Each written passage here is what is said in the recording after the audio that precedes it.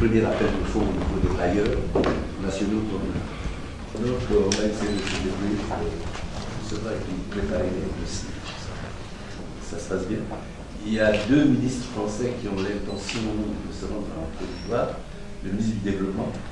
Canfin, et le ministre de l'Économie et des Finances, qui sont ici, pour la signature des, comment ils appellent ça, le CD2, le C2D.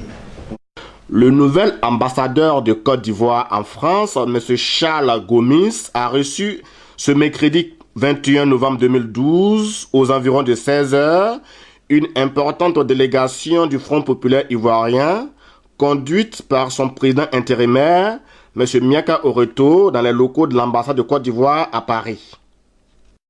Président, s'il vous plaît. Voilà, merci. Vous pouvez descendre un tout petit peu. Voilà. Le ministre, s'il vous plaît, derrière. Le ministre. Oui. Attendez. Le ministre, Amani Bessan. Voilà. Le ministre, s'il vous plaît. Attendez, madame, s'il vous plaît. Le ministre, Amani. C'est le nouveau gouvernement, quoi. C'est simplement l'exil. Il manque un élément important.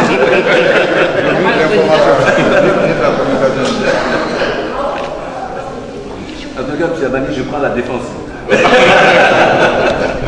Monsieur le Président, vous venez rencontrer, afin d'avoir une rencontre avec son Excellence. Qu'est-ce qui a filtré?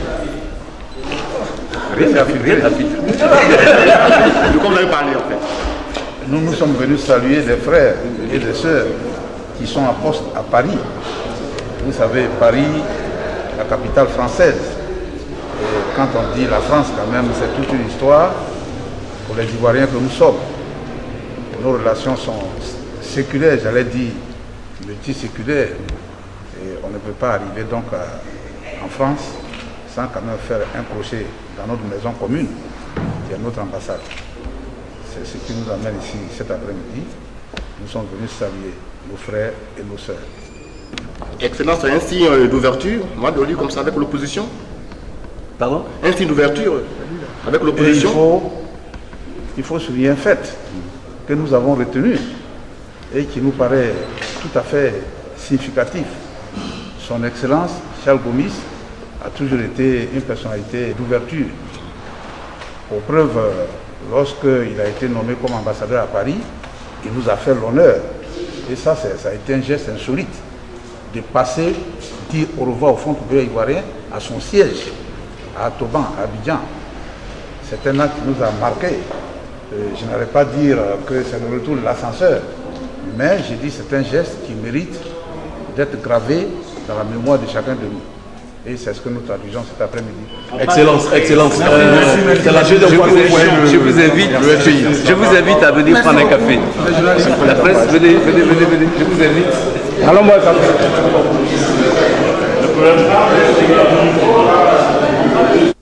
M. Charles Gomis, qui succède à Ali Koulibaly et qui présentera ses lettres de créance au président français François Hollande au mois de février 2013, a profité de la présence de la délégation du FPI pour faire ici quelques anecdotes concernant ses relations avec le président Laurent Gbagbo. Non, le président Gbagbo, je l'ai rencontré quand j'étais à Washington. Je ne le connaissais pas, il était député, président du groupe parlementaire FPI.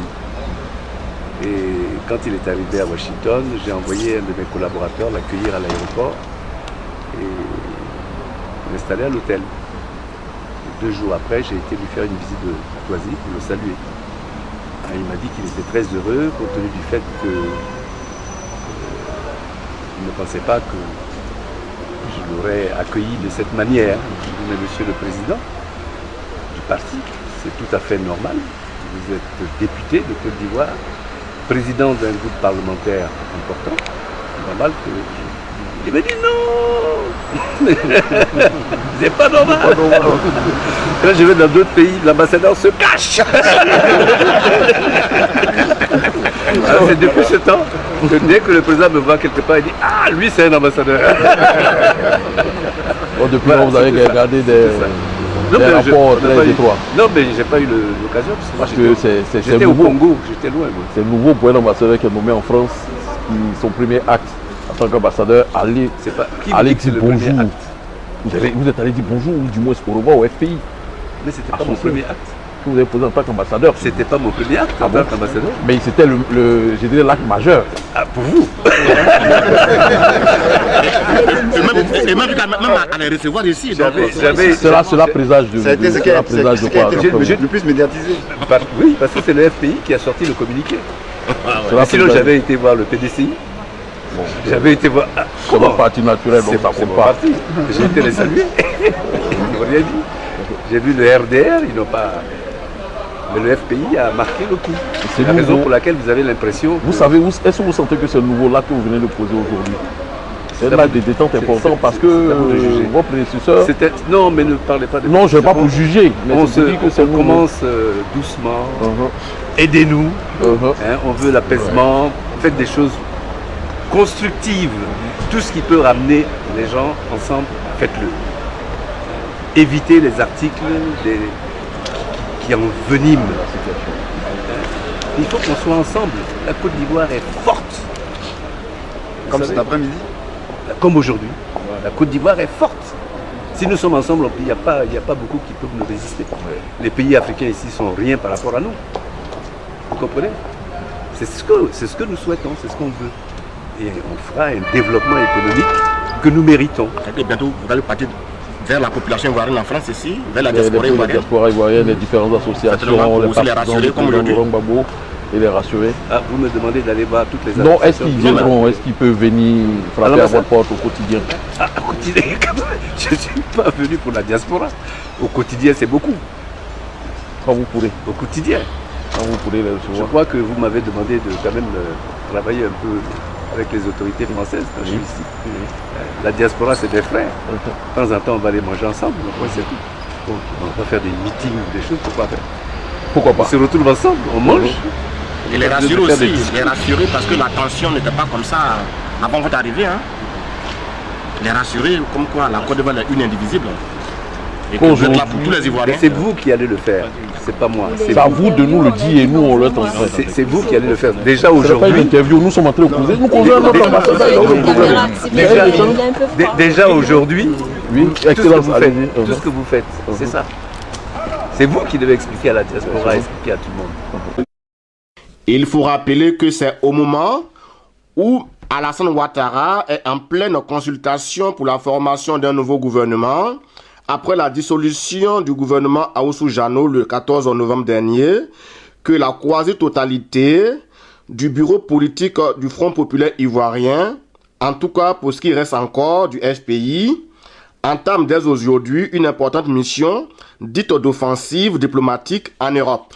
Aussi, faut-il le rappeler, une mission préparatoire composée des secrétaires nationaux Akoui Innocent, Tchédé Jean Javert et Nguessan Lavry est-elle présente dans la capitale française depuis bientôt un mois et avait pris part à la cérémonie de remise de dons le 10 novembre dernier avant d'être rejoint le 11 novembre par le président intérimaire du FPI, M. Miaka Oroto. Et aujourd'hui, par une autre délégation composée des ministres Amani Nguessan, du professeur Dédi Seri et de M. Seri Guagnon, président du conseil général d'ICIA. À leur arrivée, ils ont été accueillis par la représentante du FPI en France, Mme Brigitte Cuyot, qui revient ici sur sa dernière sortie médiatique. Bonjour Brigitte. Bonjour. Là, on va voir avec les autres secrétaires nationaux du Front populaire ivoirien qui viennent d'arriver à Paris. D'abord, revenez un peu sur votre déclaration de la fois dernière qui récemment pratiquement un coup de gueule. Bon, en fait, je suis venue voir le ministre Amani Nguessan, qui est nouvellement nommé secrétaire national chargé des représentations, enfin, chargé des affaires extérieures. Donc, à ce titre, c'est lui donc qui assure donc les relations avec les représentants que nous sommes. Donc, comme il est venu, je suis venue lui dire bonjour.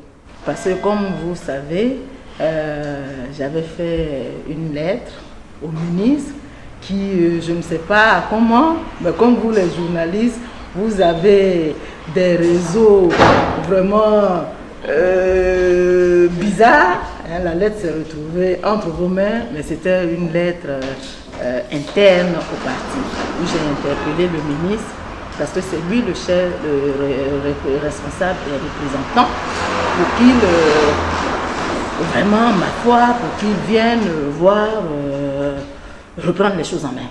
Parce que je ne trouve pas normal qu'une délégation du Front populaire ivoirien vienne en France, sur le territoire, sur mon territoire, ou aille dans un autre pays, sur le territoire d'un autre camarade représentant, et mène des activités politiques sur le terrain sans que les représentants officiels que nous sommes ne soyons associés à quoi que ce soit.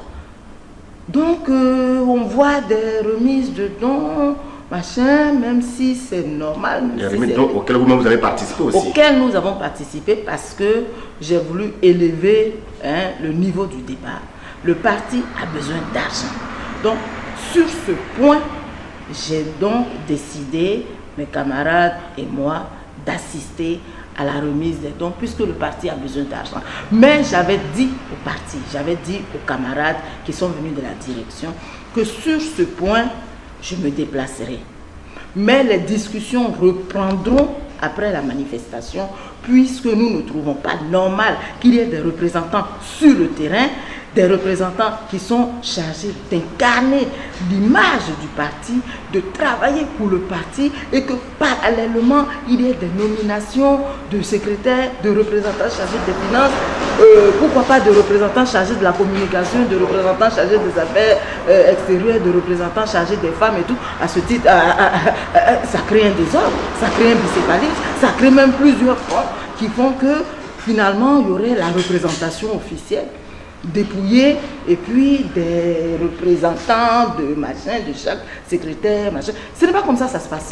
Dans le parti, il y a un représentant, un secrétaire national chargé des relations avec les représentants. Voilà. Chaque secrétariat national n'a pas le droit de nommer un représentant en dehors du représentant officiellement nommé par le parti. Donc, ça crée un flou. Tout à l'heure, vous l'avez rencontré, en tout cas, votre vis-à-vis, le secrétaire national chargé des relations extérieures. Vous l'avez certainement expliqué la situation. Et il semble vous comprendre. Il a compris votre message. Non, c'est le secrétaire chargé des relations avec les représentants. Je lui avais fait un courrier. Donc, il a lu le courrier. Il est venu, avec les autres membres de la délégation. Je suis venu, donc, juste le saluer, puisque c'est normal, c'est lui, mon responsable hiérarchique, avant d'entendre le président du parti, même si je suis nommé par le président, mais le président ne pouvant pas être partout à nommer quelqu'un pour charger donc des relations avec les... Officiellement, la mission de la délégation de FPI commence aujourd'hui 21 novembre. Il est prévu une rencontre avec toute la diaspora autour du 29. Est-ce que vous êtes associé? C'est vous qui pilotez les choses finalement? Puisque le secrétaire national chargé des représentants est là, donc à partir de maintenant, nous aurons des séances de travail et nous essaierons donc de voir comment on peut organiser un programme. C'est clair, le FP de Laurent Gbagbo, longtemps accusé de faire le bras de fer avec le régime de Ouattara, s'il n'est pas accusé de le déstabiliser, vient par cette visite de courtoisie à l'ambassade de Côte d'Ivoire à Paris de démontrer son sens d'ouverture et sa part de responsabilité dans la recherche d'une paix durable en Côte d'Ivoire.